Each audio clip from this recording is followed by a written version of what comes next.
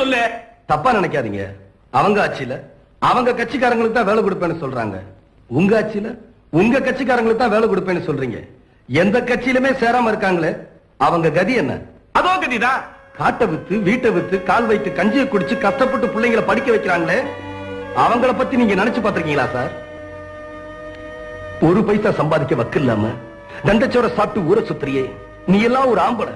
இப்படி சாட்டையால அடிச்ச மாதிரி அவமான வார்த்தைகள் எல்லாம் கேட்டு கேட்டு நடப்படாம அலையறாங்களே நம்ம நாட்டு படிச்ச இளைஞர்கள், அவங்கள பத்தியாவது நீங்க நினைச்சு பாத்தீங்களா சார்? நான் ஏன்டா அவங்கள பத்தி நினைக்கணும்?